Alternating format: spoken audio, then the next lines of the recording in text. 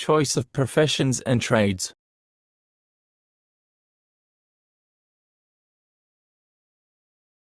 Or how to become rich. Ladies and gentlemen, every young man and woman of reasonable intelligences, or ought to be, possessed of a laudable ambition to be self-sustaining, to win a competency, to secure the necessities, to have even the luxuries of life, is perfectly praiseworthy, provided they are obtained in a legitimate manner. Every rational man seeks the occupation, trade or profession which ensures the profitable employment of his best talents, and the science which discloses to the youth at the beginning of his education what those talents are and how they may be developed to perfection in early manhood, and in what profession, trade or occupation he will display the greatest ability, confers upon him the greatest favor within the gift of knowledge, from a financial standpoint. That phrenology does this, and more. It is the purpose of this lecture to show.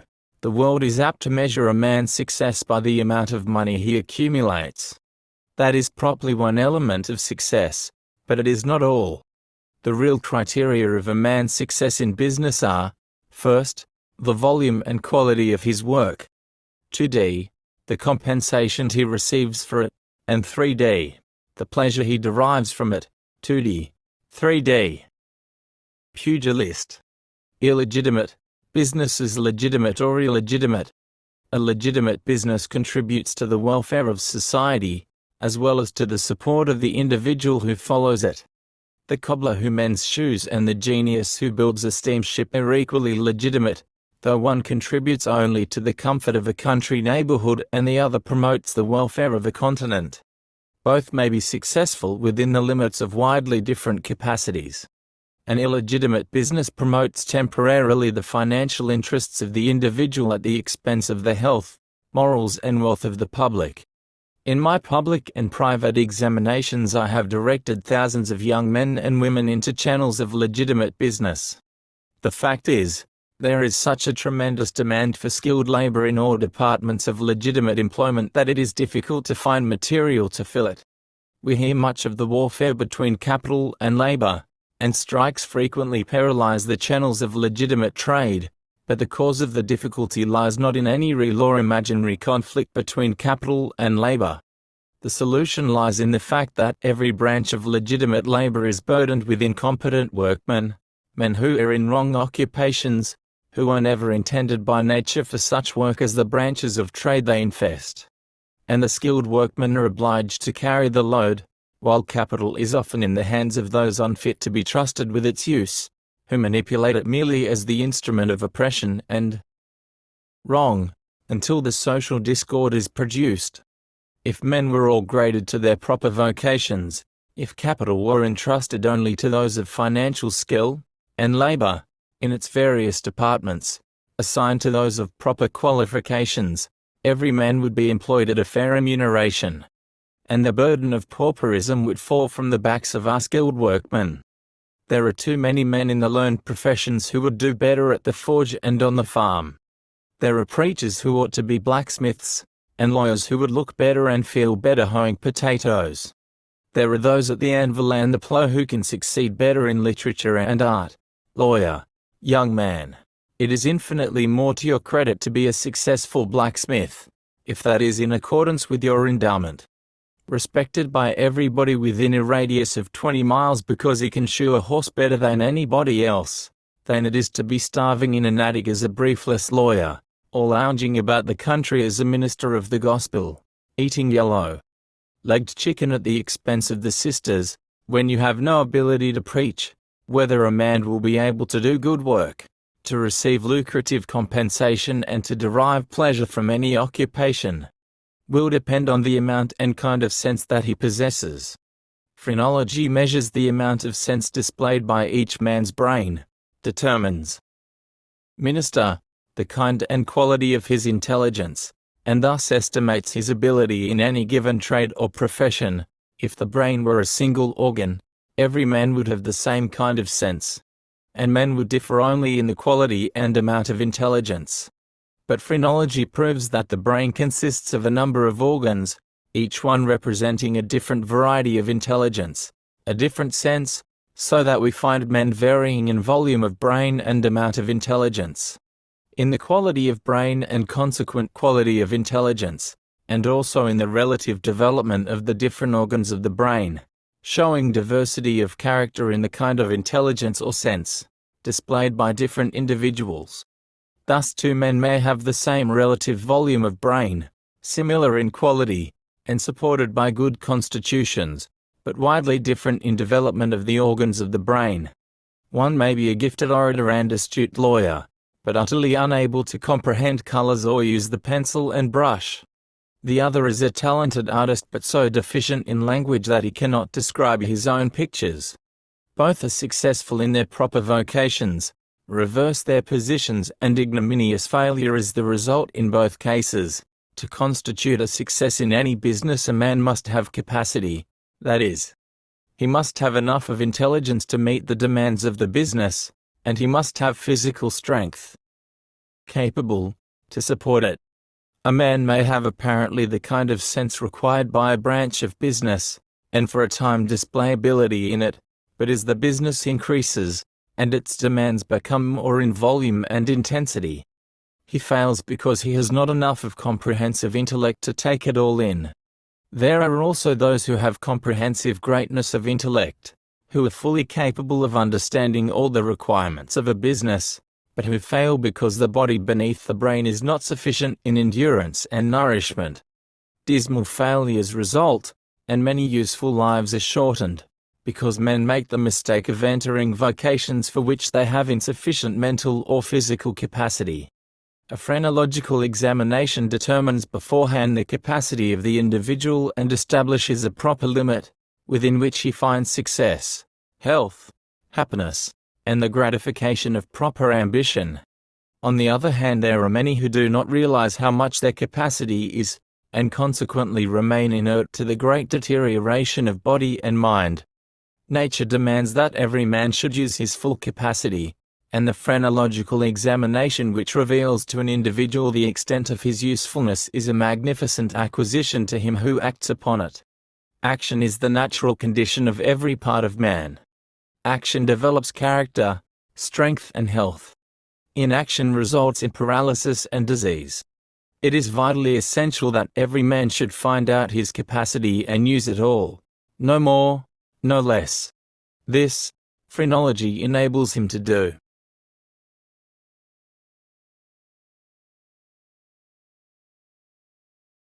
More, no less. This, phrenology enables him to do. Incapable. The question of capacity being thus understood, the next is the quality of organization. Quality is the inherent grain or texture of the substance. Men differ in quality as much as do the trees of the forest. You do not use the hickory or the oak for the same purposes that you do the pine or the poplar. There are differences also in the grain of metals, in the texture of fabrics. Gold differs essentially from iron as silk does from flax.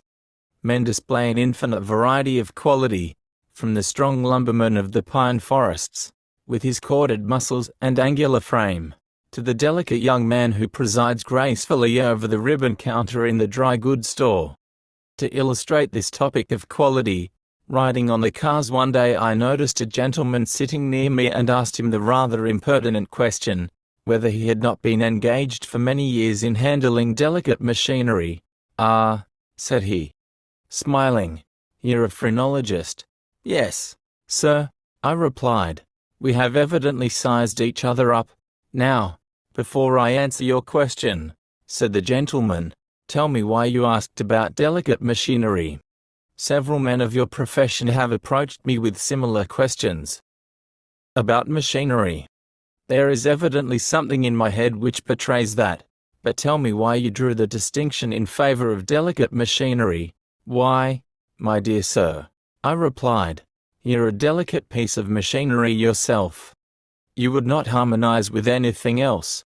Your bones are small, your eyesight microscopic, your fingers tapering, your touch as delicate as a woman's, your quality is delicate. You are not the man to handle heavy bars of iron, to repair locomotives, or to build threshing machines. I should say, sir, that watches would be about right for you, Certainly nothing heavier than sewing machines and typewriters. You are quite right, sir, said he. I have been a watchmaker for 20 years. The quality of the man determines the quality of the work he should do. The strong, coarse, sluggish organization is adapted to occupations requiring power and momentum. The refined, delicate, responsive character will succeed best in positions calling for agility, dexterity and sensitivity. The blacksmith may ruin a watch if he attempts to mend it, while the jeweler would not be a safe man to shoe a valuable horse. There is an eternal fitness of things. The occupation of an individual should be in harmony with his temperament. The brilliant versatility of the magnetic permits a greater variety of selection to the individual than the positive and concentrative energies of the electric temperament. The latter is dignified, somber and severe, with a ready inclination to forego comfort and convenience to carry out a cherished object. It works, not better than the magnetic but more willingly. Men of the magnetic temperament succeed best in the cultivation of the social graces, the fine arts, and in those departments of literature that call for brilliancy of imagination, versatility of talent and variety of accomplishment. The leaders of great and successful armies, the powerful statesmen and the literary men of the world, distinguished by fervid genius and concentrative application, have been on the other hand strongly endowed with the electric temperament. When the motive temperament is in the ascendancy, the character is marked by an almost uncontrollable desire for physical exercise. This temperament demands activity of body as well as brain, and the occupation should be such as will combine both. The vital temperament, on the other hand, is more inclined to sedentary habits, and is capable of doing an immense amount of mental work without breaking down. It seems to thrive best when loaded with responsibilities of a mental character. The mental temperament, on the other hand, will display great brilliancy of intellect and versatility of talent, but is in constant danger of a physical collapse unless constantly subjected to conditions favorable to recuperation. To subject a person of the delicately organized and sensitive mental temperament, for a long period of time, to the hardships and privations of an occupation requiring exposure and severe muscular exertion is the height of cruelty and folly.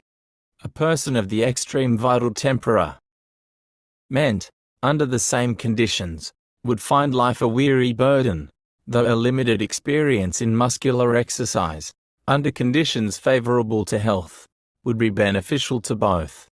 On the other hand, the motive temperament, confined in an office or room to books and study, with insufficient exercise, is in much the same condition of misery as a caged bird. Temperament, quality, and capacity having been duly considered, the ability of an individual in any given direction depends upon the special development of the organs of the brain.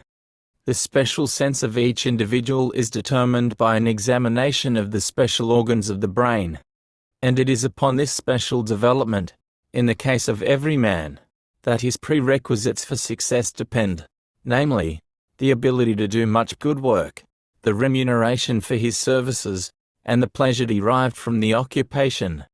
I desire to call your attention to some examples of special ability, which are familiar enough to the experience of most of you to be accepted without argument. There are those who are gifted in the sense of touch above their fellows, who can judge of the quality of goods in the dark. There are others blessed with penetrating eyesight, others with a sense of hearing most acute, also those with nice discriminating sense of taste and smell. These distinctions for a long time were regarded as the five senses of man, and he was believed to have only those 5 avenues of perception. Phrenology, however, subdivides these and adds others, vastly increasing the number of the sources of knowledge and the springs of human action. A great many cases of defective eyesight, so-called, are in reality defective brain. The mechanism of the eye may be perfect, the retina and the optic nerve may faithfully perform their duties, but if the brain behind the eye be defective, the comprehension of the object or some of its properties is lost to the intelligence of the individual.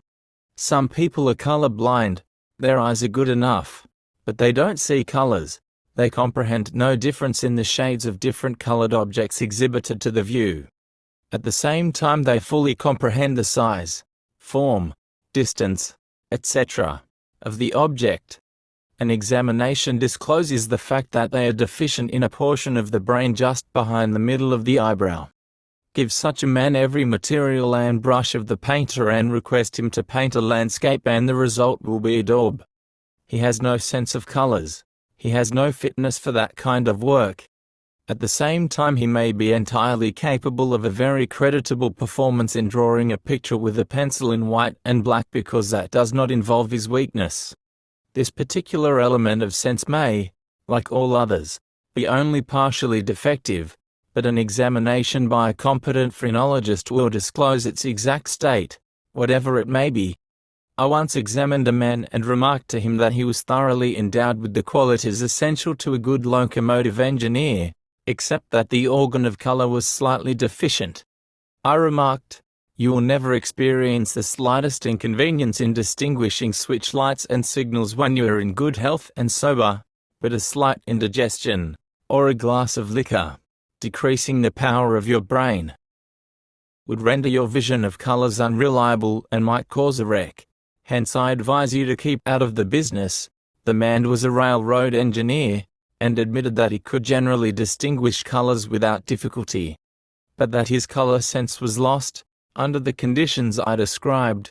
Those who are large in the organ of color are artists in its appreciation, for the simple reason that they have more sense in this particular direction. On the other hand, color may be large, but appreciation of form, size, etc., may be deficient.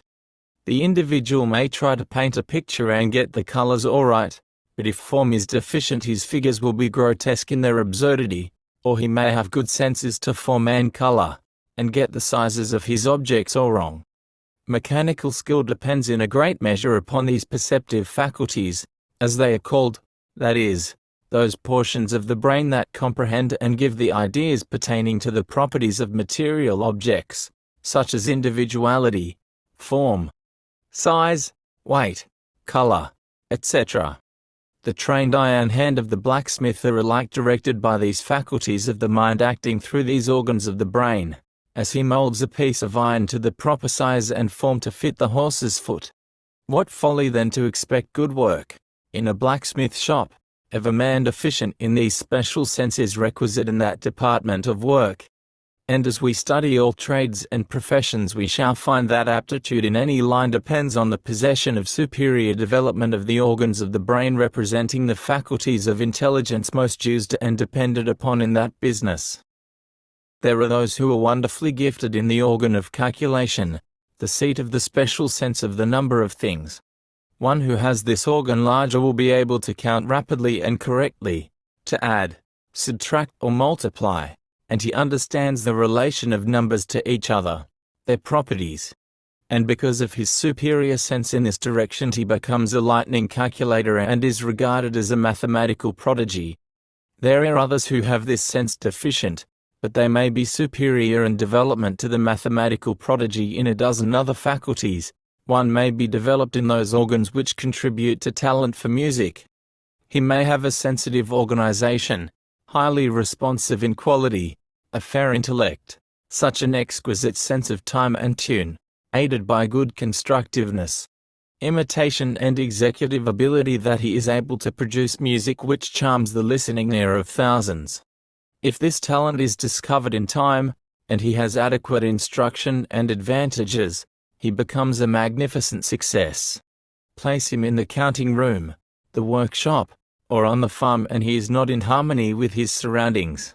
He is awkward and inefficient. He does poor work and but little of it, and he is regarded by his associates as an inferior person. Some men are wonderful in their ability to comprehend machinery, and in dexterity in the use of tools, the special sense represented by the organ of constructiveness.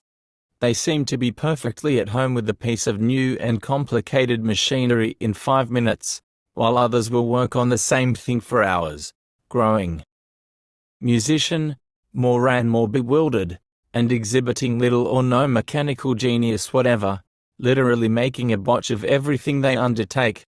When I was lecturing in Austin, Texas, in 1887, several gentlemen came to see me and asked if I would be willing to submit to a test.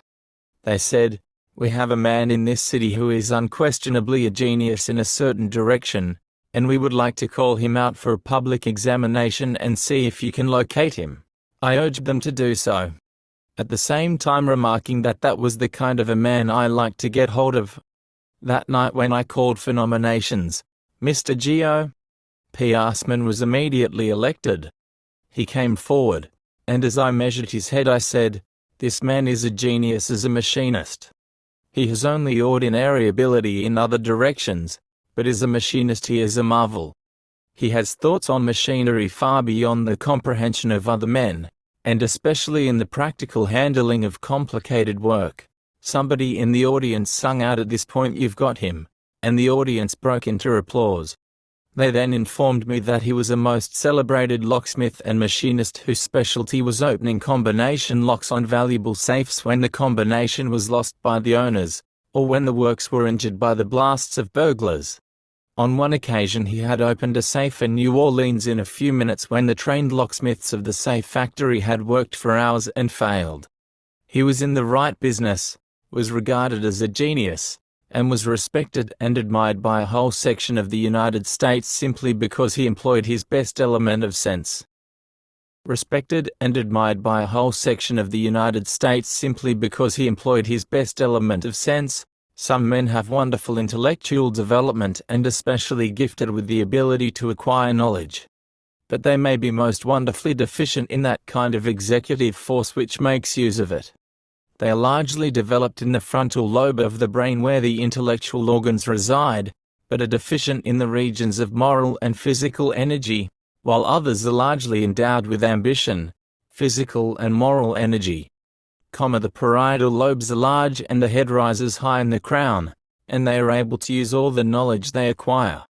Their intellectual capacity may be limited, but they are able to put their knowledge to account, and what gems of information they possess are made to glitter by constant use. Men of the first class are always rated at less than their true value of intellectual ability, those of the second class at a greatly overestimated premium. The first may be compared to capacious barns where knowledge is stored like hay to become musty because it is never used. I have seen hundreds of boys of this character, graduate with great honor in college, where the only criterion applied was the capacity to absorb knowledge as a sponge does water, only to be eclipsed in after years by the boys who graduated at the foot of the class, who were practically in disgrace on commencement day. In our popular public school and collegiate system, there is too much stuffing of knowledge, and too little attention given to developing the practical sense of the student. There are special senses which give physical and moral energy, ambition and industry. One man is splendidly equipped with knowledge and is thoroughly posted in regard to how a business should be conducted in all of its practical and theoretical details, but he is afflicted with inertia. He does not move. The unscientific observer says he is lazy, and that is true, but phrenology analyzes even laziness and finds that it is caused by a lack of sense. Develop the organs of physical and moral energy, which can be easily done, and the character of the man becomes transformed, and he becomes a cyclone of business push and executive ability.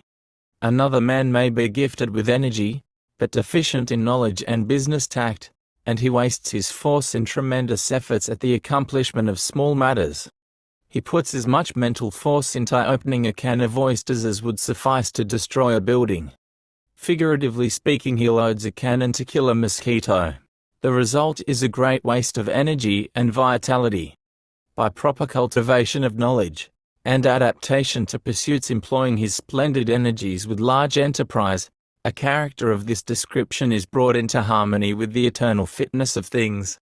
There are men endowed with the sense which gives appreciation of values and the knowledge of property to such an extent that they are artists in the manipulation of finances.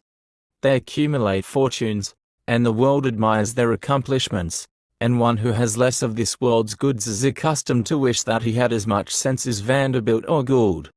The fact may be that he has more sense in the physical energy aggregate than either, but it is not the same kind of sense. Other things being equal, the man with large acquisitiveness will exhibit more sense in acquiring property, and the man with large caution and secretiveness more sense in economizing, than those having these organs small. It is curious to observe the different phases of financial sense in different individuals. One man will be a miser, eager to get and anxious to hold property. Another will be close and cautious in taking care of the property he inherits, but will exhibit no special ability in increasing his riches.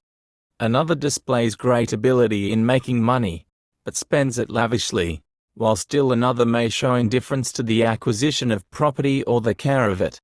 All of these various combinations I have delineated correctly with utter strangers, in thousands of instances.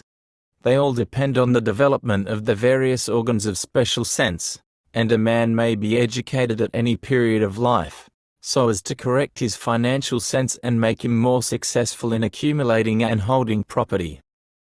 Sense, and a man may be educated at any period of life, so as to correct his financial sense and make him more successful in accumulating and holding property. Some men are good collectors, while others fail to exact their just dues. One man will dunt his debtors with a persistence and regularity, and with a force and dignity which compels payment even from those who wish to avoid it, while another will be diffident, and often suffer the most humiliating emotions in presenting his demands, in fact, often failing to exact payment from those who are perfectly able and willing to meet the account. Others are careless about paying their debts, and lose financial standing in the community by neglecting their dues, without any desire whatever to avoid payment, while others are punctilious in financial matters to the greatest degree. All of which variety of financial dispositions are the result of development of special combinations of brain organs, and susceptible to material modification by proper influences. It is as absolutely essential to the success of the man of commerce that he should be well developed in the organs which give the financial instincts, as it is that the artist should be developed in those which give a sense of artistic effect. Hundreds of men go into bankruptcy every year because of deficient development in this respect, being crowded to the wall by the superior strength of men of greater business sagacity. It cannot be too strongly impressed upon the young businessmen of this country that the true road to fortune is in a correct knowledge of adaptation in business and in constantly educating the financial senses. In my written delineations of character I furnished every applicant with a careful analysis of his business adaptation, showing the exact condition of his financial instincts, as well as all others. I have also composed directions whereby deficient organs may be strengthened by special mental exercises, and I claim that the financial sense can be developed and strengthened as well as any other part of man's nature. And in no part of my professional work have I met with more satisfactory results.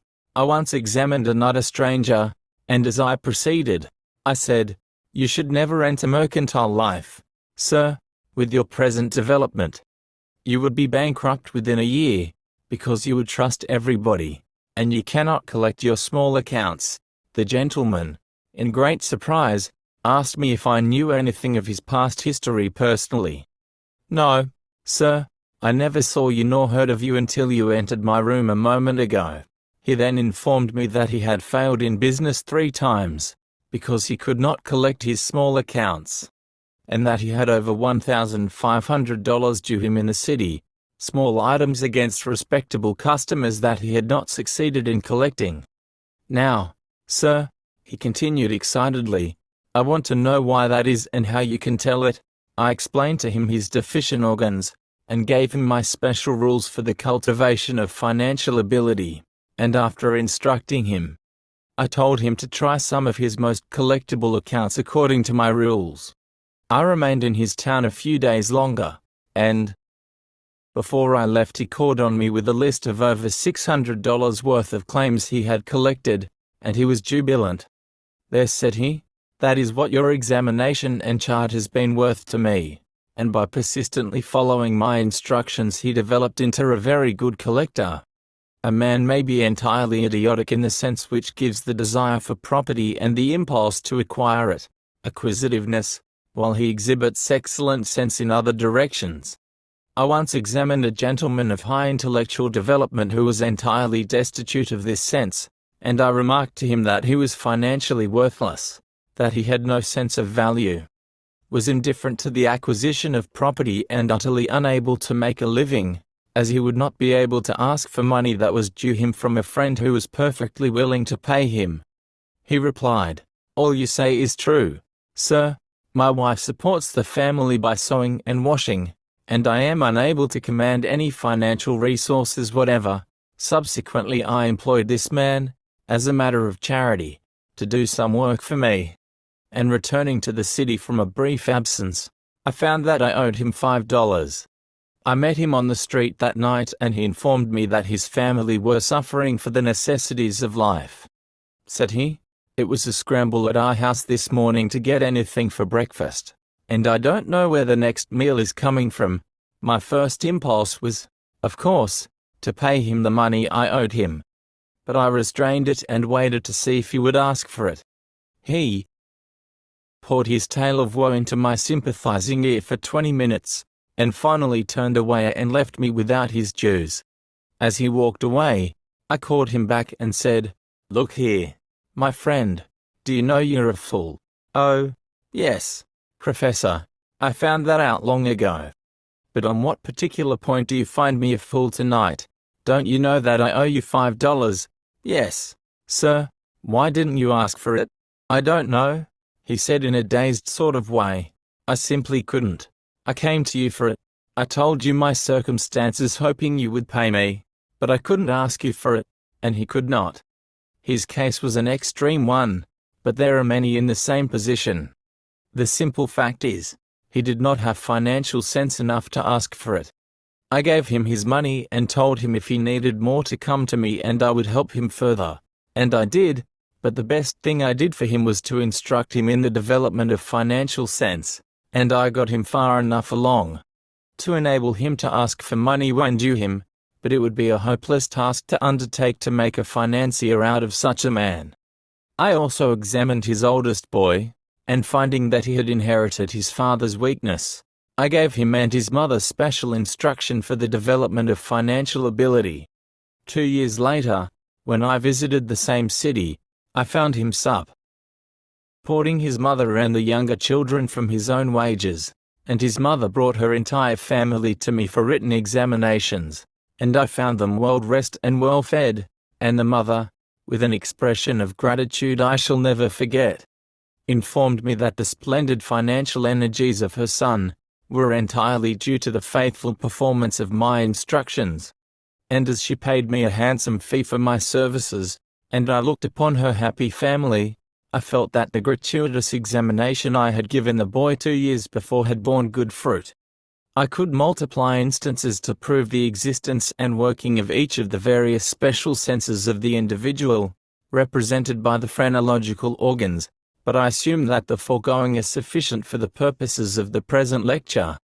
It is a common mistake of parents to suppose that if a child has a special endowment of sense in any particular direction, it will manifest such strong inclinations in that direction, that these natural inclinations may be taken for a guide.